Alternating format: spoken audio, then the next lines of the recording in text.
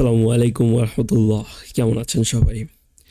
আমাদের জাভা স্ক্রিপ্টের আজকে দ্বিতীয় পার্টের ক্লাস এটা, অর্থাৎ আমরা এর আগে একটা পুরো ক্লাস ছিল আমাদের প্লেলিস্ট আমরা কমপ্লিট করে আসছি। আজকে হলো আমাদের পরবর্তী মডিউল এটা। সো গত ক্লাসের পড়াগুলোকে আমরা যদি একটু রিকল করার চিন্তা করি, আমরা কী কী করছি ওখানে, আমরা জাভা স্ক্রিপ্টের ইন্ট্রোডাকশন দেখছি, জাভা স্ক্রিপ্ট কী, এখানে কী কী আছে নাই, দেন ভেরিয়েবলস কি, ভেরিয়েবল কীভাবে একটা জিনিসটা কন্টেইন করে, ভেরিয়েবল কীভাবে লিখতে হয়, কী লেখা যাবে কীভাবে লেখা যাবে না, দেন নেমিং কনসেপশন, কীভাবে একটা নাম লিখতে হয় কীভাবে লিখতে হয় না, কিছু ম্যাথমেটিক্যাল এক্সপ্রেশন শিখছি, টুকটাক ম্যাথ করা শিখছি, ম্যাথ আরও কই থেকে শিখতে পারি, এই জিনিসগুলো আমরা জানছি।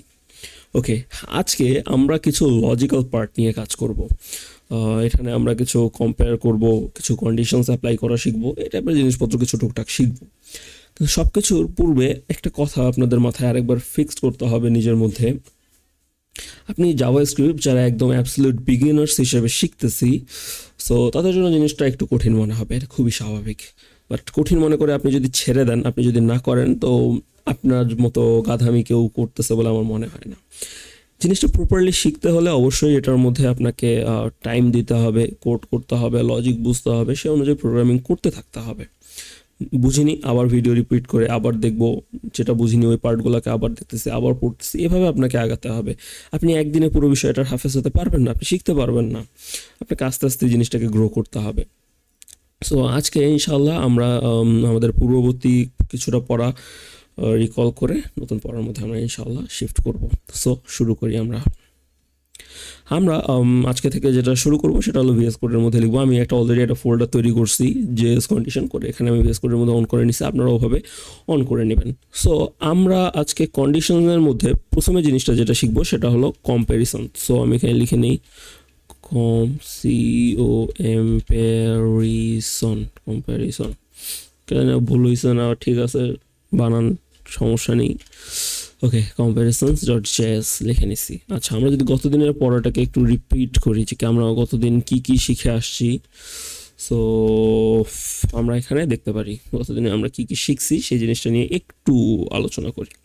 প্রথমে আমরা লিখছি একটা ভ্যারিয়েবল কীভাবে লিখতে হয়, ভ্যারিয়েবল মানে কি, আগে এটা শুনছি, এটার মধ্যে হলো এটা একটা ওয়ান কাইন্ড অফ কন্টেইনার। অর্থাৎ আমরা বিভিন্ন লজিক দিয়ে বুঝতে পারছিলাম ভ্যারিয়েবলকে শিখছি, সেটা কীভাবে ভ্যারি করে, কীভাবে কি কন্টেইন করে। সো মূল কথা কি, এটা হলো আমাদের কিছু একটা কন্টেইন করতেছে। একটা ভ্যারিয়েবল লেখার জন্য কয়টা পার্ট থাকে? এ ভ্যারিয়েবল হ্যাভ 5 পার্টস। কি কি 5 পার্টস আছে? এই 5টা পার্ট আমরা যদি দেখতে চাই, আমরা যদি লিখি এখানে, প্রথমে হলো আমাদের ভ্যারিয়েবলের কিওয়ার্ডটা দিতে হবে, অর্থাৎ প্রথম 3টা লেটার var দেওয়ার পরে আমাদের একটা নেম লিখতে হবে। তো নেম লেখার ক্ষেত্রে আমরা সবচেয়ে বেশি প্রিফার করছি আমাদের ক্যামেল কেসকে। নেম হতে হবে একটা ওয়ার্ডে হতে হবে, নেম কোনো নাম্বার দিয়ে শুরু হতে পারবে না। নেমটাকে একদম প্রপারলি একটা কি ডেটা লিখতেছি সেটাকে নেমটা যেন গাইড করে। সো var দিয়ে আমি লিখলাম মানি, ওকে, এখানে তাহলে একটা নেম দিয়ে দিলাম। তারপরে কি করতে হবে? ভ্যালু অ্যাসাইন করতে হবে। তো করার জন্য একটা ইকুয়াল সাইন দেওয়ার পরে আমার পকেটে কয় টাকা আছে? এখন 10 টাকা আছে আমার কাছে। ব্যাস, 4টা পার্ট হয়ে গেল। একটা কিওয়ার্ড দিছি, একটা নেম দিছি, একটা ইকুয়াল সাইন দিয়ে ভ্যালু কোনটা হবে সেটাকে নির্দেশ করে দিছি, এবং একটা ভ্যালু বসাই দিছি। এবং 5 নম্বর কাজ হলো এখানে একটা সেমিকোলন বসাইতে হবে। সো একটা এটা হলো ভ্যারিয়েবল লেখার 5টা স্টেপ। সো এটা দিয়ে আমরা একটা ভ্যারিয়েবল লিখতে পারি। দেন আমরা নেমিংটা শিখছিলাম, কি নেমিংয়ের মধ্যে কী কী থাকতে হবে। নেমিংয়ের মধ্যে থাকবে আমাদের, একটু রিকল করি আমরা জিনিসটাকে। সরি, এটা হয়তো লিখবো না আমরা, যেখানে গিয়ে 2টা স্টার চিহ্ন দিলে এটা হয়ে গেল। এরপরে আমরা নেম লিখবো। নেমিংয়ের জন্য কি করতে হবে? নেমিংয়ের জন্য কিছু কন্ডিশন আছে। বেস্ট হলো কোনটা? বেস্ট হলো ক্যামেল কেস। আমাদের নেমিংয়ের জন্য বেস্ট হলো ক্যামেল কেস। এরপরে আমরা যদি বলি ক্যামেল কেস বেস্ট, ওকে, দেন আমরা এখান থেকে সে আমাদের নেমিংয়ের মধ্যে কী কী করা যাবে না, what we should not do. 1 নম্বর হলো cannot start with a number, number, অর্থাৎ একটা নাম কখনো নাম্বার দিয়ে আমরা শুরু করতে পারবো না। 2 নম্বরে হলো নো গ্যাপ অর স্পেসেস, অর্থাৎ নামের মাঝখানে আমরা কোনো গ্যাপ বা স্পেস দিতে পারবো না। 3 নম্বর হলো আমাদের কোনো কিওয়ার্ড কিওয়ার্ড বা যে রিজার্ভ ওয়ার্ডগুলো আছে আমাদের, ওই ওয়ার্ডগুলোকে আমরা মোটেও keyword can not be a name. Okay, keyword can not be a name. So এই জিনিসগুলোকে মোটামুটি এই কন্ডিশনসগুলোকে অ্যাপ্লাই করে করে আমাদের এই জিনিসগুলো একটা নেম লিখতে হয়। লাইক আমি যদি লিখি এখানে প্রথমে হলো কি আমাদের কিওয়ার্ড দিলাম ভার, ভার দিয়ে আমরা লিখবো হোম ADDRE অ্যাড্রেস, হোম অ্যাড্রেসের একটা স্ট্রিং। সো স্ট্রিংয়ের জন্য দুটো দিয়ে দিলাম, দিয়ে আমি লিখবো আমাদের BANGLA বাংলাদেশ, বাংলাদেশ। ওকে, বাংলাদেশ লিখছি, সুন্দর কথা, ভালো মতো আমরা আমাদের হোম অ্যাড্রেস লিখলাম। এখানে আমরা যেটা ইউজ করলাম ক্যামেল কেস, এখানে আমরা মোটেও যে এরকম একটা গ্যাপ দিতে পারবো না, নামের সামনে একটা সংখ্যা বসাইতে পারবো না, বসাইলে যে লাল বাতি জ্বলে যাবে। দেন হলো এখানে আমরা কোনো কিওয়ার্ড লিখতে পারবো না। লাইক আমি যদি এখানে হোম অ্যাড্রেস না লিখে সে লিখলাম ভার, এটা কখনো হইতে পারে না। সে আমাদের আরও কিছু কিওয়ার্ড আছে, যেমন ইফ, এটা লিখতে পারবো না। দেন আছে এলস, এটা লিখতে পারবো না। ইফ এলস, এটা মানে যে কিওয়ার্ডগুলো রিজার্ভ আছে, এই কিওয়ার্ডগুলো আমরা লিখতে পারবো না। আমাদের হোম অ্যাড্রেস একটা প্রপার নেম হতে হবে। ওকে, সো আমাদের গত দিনের পড়ার এতটুকু একটা ইম্পর্টেন্ট পার্ট ছিল, যেটাকে আমরা রিপিট করে আসছি। আজকে ইনশাআল্লাহ আমরা শিখবো কম্পেয়ার করা, কিভাবে দুইটা জিনিসের কম্পেয়ার করতে হয়। কম্প্যারিজমের বিষয়টা আপনার জীবনে চলতেছে, তাই না? এই আমরা জীবনে কীভাবে কম্প্যারিজমগুলো ফেস করতেছি। সে আপনার একটা ফ্রেন্ড আছে, ভালো ফ্রেন্ড, এটা অবশ্য ছেলেদের মধ্যে কম দেখা যায়, মেয়েদের মধ্যে এই জিনিসটা বেশি দেখা যায়। সো তাদের মধ্যে হয় কি, তারা পড়াশোনা করতেছে, ভালো রেজাল্ট করতেছে, খুবই ভালো কথা, কিন্তু তাদের মধ্যে একটা জেলাসি কাজ করে। আমার ওই ফ্রেন্ড, ওই আমার ফ্রেন্ড ঠিক আছে, বাট সে আমার থেকে ভালো করলো কেমনে, এটা তো হইতে পারে না। সো সে নিজেরা কম্পেয়ার করা শুরু করে। অথবা আপনারা এটা রেগুলারলি ফেস করে আসেন যে কি আপনার বাসার পাশে যদি কোনো টক্সিক আন্টি থাকে, তো সে হলো সারাদিন আপনারে কম্পেয়ার করবে যে কি বাবা তোমার রেজাল্ট এমন, পাশের বাসার তো অমুকের ছেলের রেজাল্ট এরকম হয়েছে, সে ফার্স্ট ক্লাস পাইছে, তুমি কি মাত্র সেকেন্ড ক্লাস, তোমার রেজাল্ট মাত্র থার্ড ক্লাস, না এটা তো মানা যায় না। দেন অমুকের ছেলের বিয়ে হয়েছে, যেখানে মেয়ে তো ডাক্তার, আপনার ছেলের বিয়ে কই হলো। অথবা আপনার মেয়ের বিয়ে দিছেন, ছেলে মাত্র বেসরকারি জায়গায় চাকরি করে, বেসরকারি অফিসে চাকরি করে, অমুকের মেয়ের বিয়ে হয়েছে, ছেলে তো BCS ক্যাডার। সো তারা কি করতেছে, কম্পেয়ার করতেছে। এই কম্প্যারিজমের জিনিসগুলো আমরা লাইফে অহরহ ফেস করে আসি। প্রোগ্রামিংয়ের মধ্যেও আমাদেরকে কম্পেয়ার করতে হয়, একটা ডেটার সঙ্গে আরেকটা ডেটাকে কম্পেয়ার করতে হয়, করে চেক করতে হয় ডেটাটা প্রপার আসছে কি না, আমরা যে ভ্যালুটা চাইতেছি সেটা আসতেছে কিনা, যে কাজটা করতে চাইতেছি সেটা হইতেছে কিনা। সো এরকম কম্প্যারিজমের ব্যাপারগুলো আসে। সো আমরা কম্পেয়ার করবো কী দিয়ে, এই কম্পেয়ার করার জন্য কিছু সাইন আছে। আমরা আজকে এই সাইনগুলো সম্পর্কে আগে আইডিয়া নিয়ে নেব, এই কী দিয়ে আমরা কম্পেয়ার করব। কম্পেয়ার করার জন্য তো কিছু একটা লাগবে যেটা দিয়ে আমরা কম্পেয়ার করব।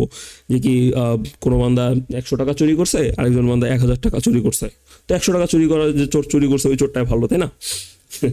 যাই হোক, সো এখানে আমি যদি লিখি, আমরা যদি চিন্তা করতে চাই কে বড় চোর, যে 100 টাকা চুরি করছে নাকি 1000 টাকা চুরি করছে, সো আমরা যদি চাই কি who is the bigger thief, so তারে কম্পেয়ার করতে হবে বিগার সাইন দিয়ে। এবং বিগার সাইনটা হলো এই যে এইটা, এই চিহ্নটারে, এই চিহ্নটার এমনি দিয়ে এই সাইডে যারা রাখতেছে সে হলো আমাদের বড় চোর, তো ওরে আমি রাখলাম। তারপরে আমি বলতেছি যে কি আচ্ছা এখন তো ভোটের টাইম আসছে, তাই না, ভোট হবে সামনে, আপনারা তো করে না করে ভোট দিতে হবে। তো ধরেন ওই দুইটা চোরে ভোটের মধ্যে দাঁড়াইছে, একজন 1000 টাকা চুরি করছে আর একজন 100 টাকা। আচ্ছা, যারা চুরি করে তারা তো 1000 আর 100 টাকা চুরি করবে না, ধরেন একজন 100 কোটি টাকা চুরি করছে, একজন 1000 কোটি টাকা চুরি করছে। তো ভোট কারে দেবো? যে 100 কোটি টাকা চুরি করছে, ও তো 1000 কোটি টাকা যে চুরি করছে তার সামনে ওই 100 কোটি টাকা চুরি করার চোরটারে তো পিড়ে মনে হবে, তাই না? তো আমরা তারে ভোট দিব। সো লেস চুরি কার, লেস চুরিটারে আমরা বোঝার জন্য এই যে উল্টা পাশের সাইনটা ইউজ করবো, যে কি মানে এই যে অ্যারো চিহ্নের এই সাইডে যারা থাকে, অ্যারো সিটের বাম সাইডে, তারে দিয়ে বোঝায় অ্যারোটা তারে নির্দেশ করতেছে। সো এখন এটা যদি তার দিকে ঘুরে গেছে তার মানে সে বড়, তার থেকে যদি উল্টা চলে গেছে তাহলে সে ছোট। ওকে, এমন হইতে পারে। এখন হইতে পারে দুই চোরে এও 100 কোটি চুরি করছে, ওও 100 কোটি চুরি করছে।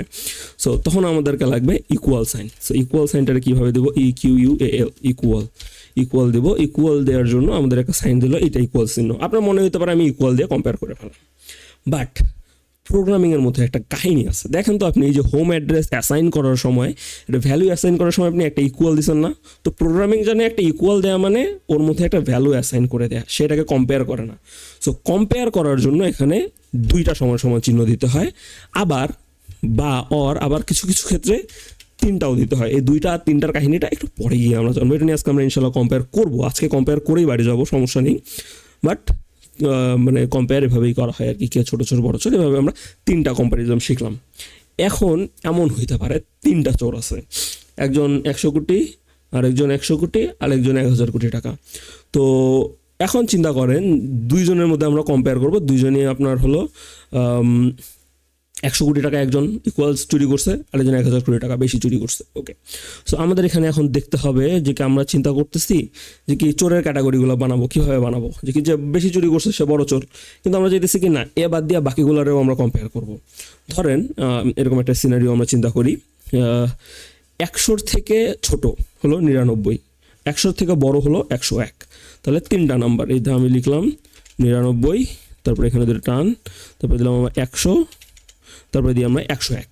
সো 99 যদি আমি বলি তাহলে এটা কি 100 চেয়ে ছোট, আমি যদি 101 বলি তাহলে সেটা কি 100 চেয়ে বড়, মাঝে কে আছে 100।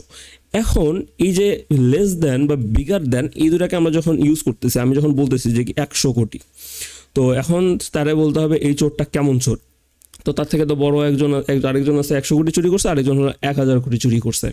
তো আপনি যখন বলবেন তার থেকে বেশি যারা চুরি করছে তারা বড় চোর, তখন শুধুমাত্র 1000 কোটিরটা আসবে, 100 কোটিরটা আসতেছে না। আবার যদি আমি বলি 100 কোটির চেয়ে ছোটো, তাহলে তার কোনো চোর নাই। এখন এই জিনিসটারে কম্পেয়ার করার জন্য আমরা একটা লজিক্যাল সাইট ইউজ করে থাকি, সেটা হলো greater than or equal, EQUAL, equal. অর্থাৎ এটা মানে বোঝায় কি সে 100 থেকে বড় হতে পারে, 100 সমানও হতে পারে। এই সাইনটাকে আমরা কীভাবে দিই, আমরা গ্রেটার দেন কীভাবে লিখছি, এভাবে লিখছি, লিখে এই যে গ্রেটার দেনের পরে আমি যদি একটা ইকুয়াল দিয়ে দিই তাহলে এটা হয়ে গেল গ্রেটার দেন অর ইকুয়াল। ওকে, এরপরে আমাদের 5 নম্বর পয়েন্টে যেটা আসবে, আমরা একটু 5 নম্বর পয়েন্টে যাই।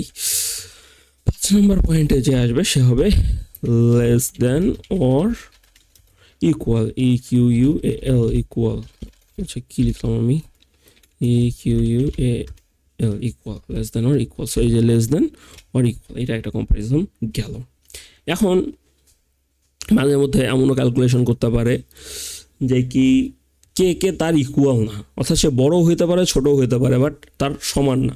সো এরকম বান্দাদেরকে আমরা যখন ফাইন্ড আউট করি তখন আমাদেরকে লাগে not equal, EQUAL, not equal. Not ইকুয়ালে যেভাবে লেখা হয় যে এক্সক্লামেশন মার্ক দিয়ে একটা ইকুয়াল, এটা খুব ভালো রকমের ইউজ আসতে আমাদের প্রোগ্রামিংয়ের মধ্যে, এক্সক্লামেশন মার্ক, এটা ইকুয়ালের সামনে এক্সক্লামেশন মার্ক মানে দেওয়া হয়ে গেল, এটা হলো নট ইকুয়াল। এটাকে বলা হয় লজিক্যাল নট।